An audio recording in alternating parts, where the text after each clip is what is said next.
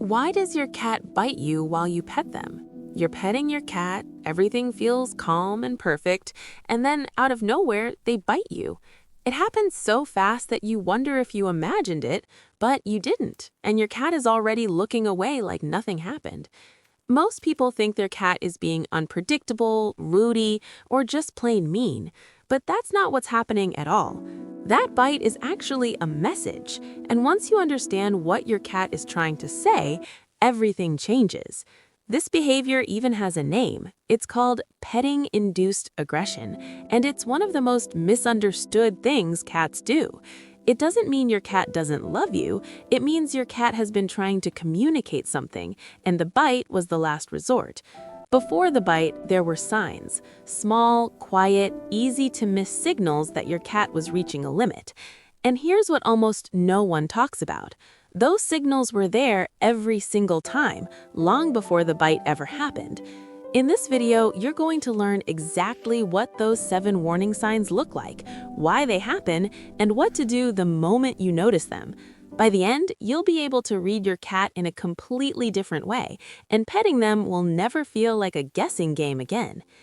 Let's start with the most important thing most owners get completely wrong about why cats bite during petting. Cats don't bite because they're suddenly angry, they bite because their nervous system reached a point of overstimulation, and the touch became uncomfortable. Think of it like a glass of water being filled drop by drop. Your cat was tolerating the petting, and then one drop too many made it overflow. The problem is that the glass was filling up the whole time, and most owners only notice when the water is already on the floor. So the real skill isn't reacting after the bite, it's learning to see the glass filling up before it ever overflows. Warning sign number 1, the tail starts moving when the rest of the body is still. This is the earliest signal most people miss, because a moving tail looks like a happy cat, but the context here is completely different. When a relaxed cat suddenly starts flicking or thumping their tail while you're petting them, that's not excitement, that's a request to pause. The tail is the part of the cat's body that speaks first when words run out, and it's almost always telling the truth. Watch for the base of the tail, not just the tip. A low, slow wave from the base is a much stronger signal than a casual flick at the end. Warning sign number 2, the skin on the back starts rippling or twitching under your hand. This one is easy to feel before you can even see it, a subtle rolling movement under the fur, like a small shiver that comes and goes. That ripple is called a cutaneous muscle response, and it means the skin is reacting to touch that has crossed from pleasant into uncomfortable.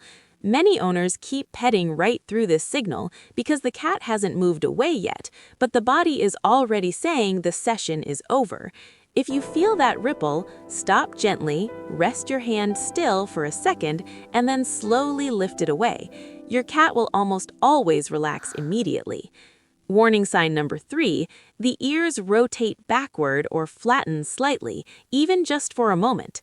Cat ears are like tiny satellite dishes constantly scanning for information, and when they rotate back during petting, they're picking up a signal from inside, not outside.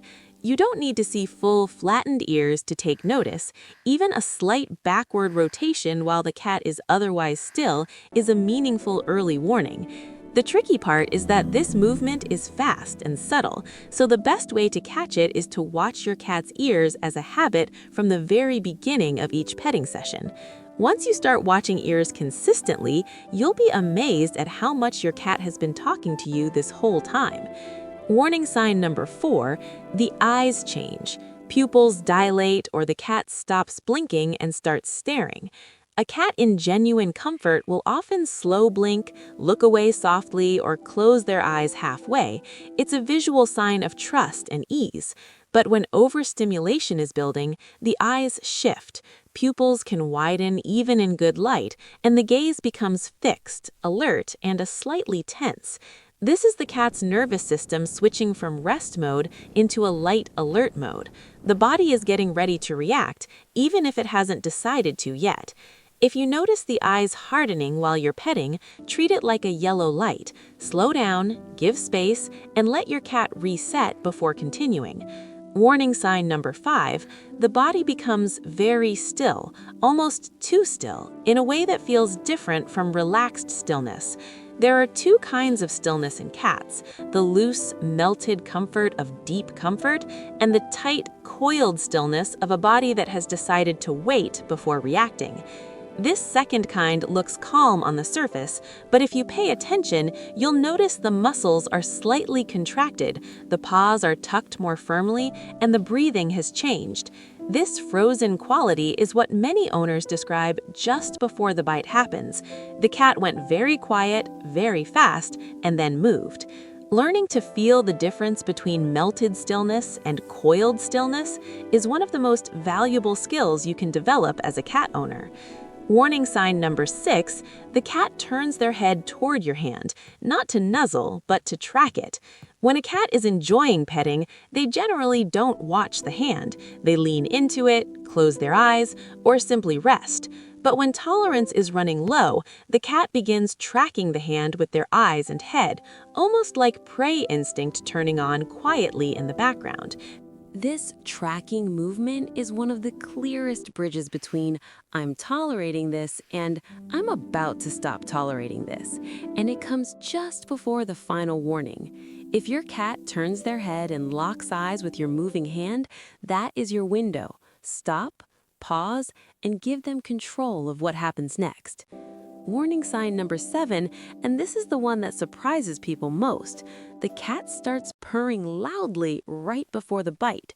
We've been taught that purring means happiness, and most of the time that's true, but purring is actually a self-regulation tool, not just an expression of joy. Cats also purr to manage stress, to self-soothe during discomfort, and sometimes to communicate urgency. And that kind of purr sounds different if you know what to listen for. A stress purr often comes with a slightly different pitch, a little rougher, a little faster, and paired with other body signals rather than standing alone in a relaxed body. So if your cat is purring loudly, but their tail is moving, their ears are back, and their body is tense, don't let the purr fool you, because that combination means something entirely different. Now that you know all 7 warning signs, let's talk about what to do the moment you notice any one of them, because the response matters as much as the recognition. The single most effective thing you can do is simply stop. Not pull away sharply, not push the cat off, not react with surprise. Just gently stop all movement. A sudden withdrawal can actually trigger a chase or bite response in some cats because fast movement activates the same instinct that hunting activates. Instead, let your hand rest still for 2 or 3 seconds, then lift it slowly and calmly like you planned to stop all along because now you did. This teaches your cat over time that petting sessions end before discomfort and that being around your hand is always a safe experience. The second thing to do is let your cat decide what comes next. Don't reach back immediately, don't call their name to re-engage, just give them the space to choose. If they stay near you, that's a good sign. If they walk away, let them go without any reaction. And that act of letting go is actually one of the most trust-building things you can do. Over time, a cat who is always allowed to leave will actually choose to stay more often because they know that staying is always their own decision. The third thing is to start mapping your cat's personal petting preferences because not all cats enjoy the same areas, durations, or types of touch. Most cats tolerate the base of the ears and the area under the chin far longer than the belly, the base of the tail, or the lower back near the spine.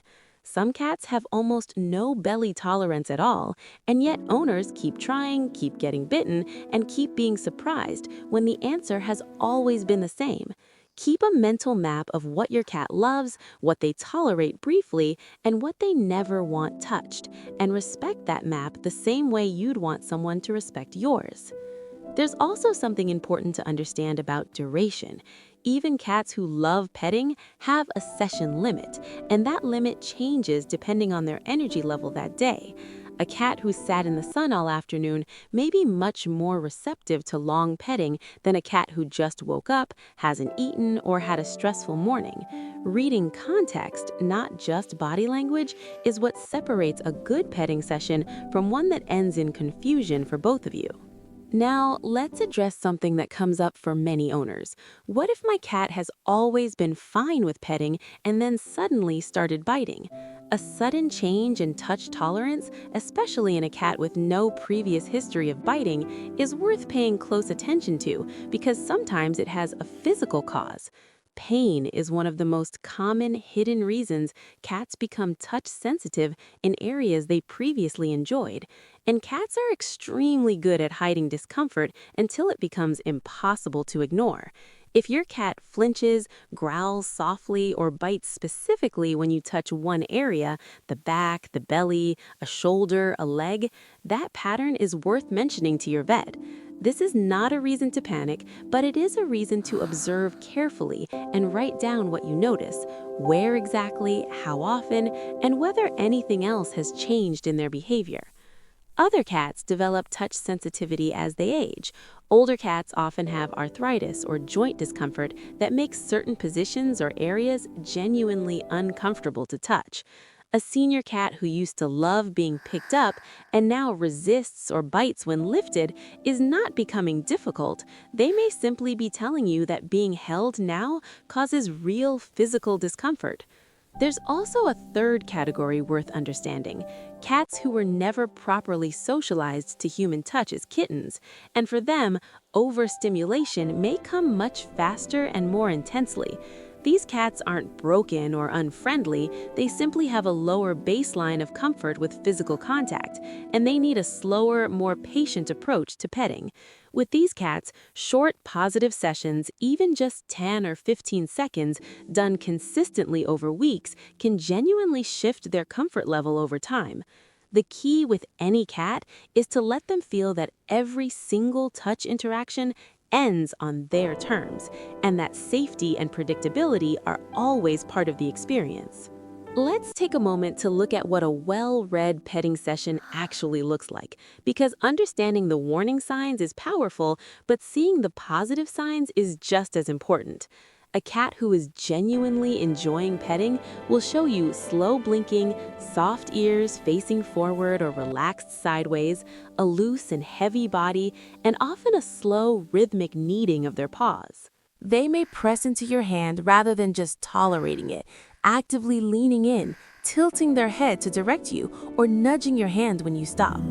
The tail will rise slowly or stay low and still, and the whole body will have a quality of weight and ease that is unmistakably different from tense stillness. When you see those signs, you're inside the window of genuine enjoyment, and staying just a little shorter than your cat's full limit is what keeps that window open longer every time. This is the secret that most cat behavior guides don't tell you.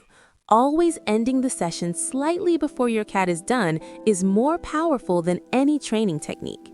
Because a cat who always experiences petting as ending comfortably, never at the edge of tolerance, starts to associate your hands with safety instead of uncertainty.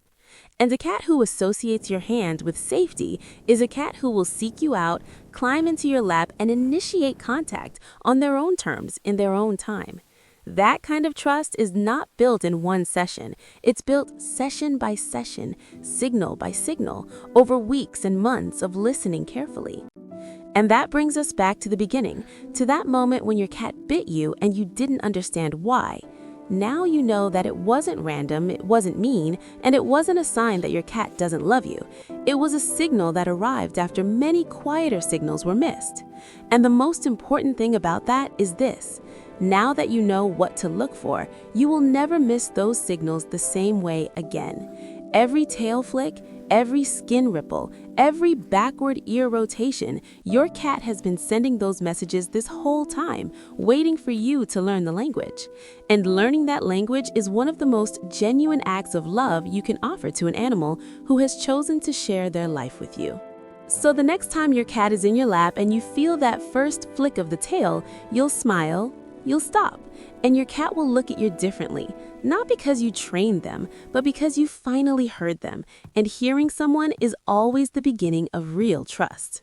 If this video helped you understand your cat in a new way, share it with someone who loves their cat but has no idea why the biting keeps happening.